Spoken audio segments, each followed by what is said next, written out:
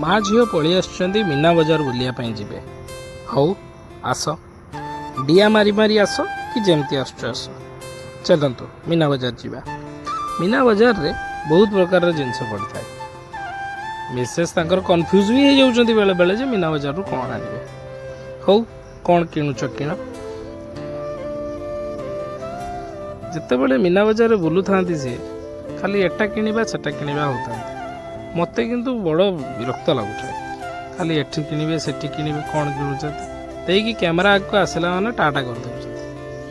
हाँ चलते मीना बजार किणाकुणी करवा छुआ को टिके खेलवा मीना बजार कौन टिके खाइबा खाई खुआकी जीवा।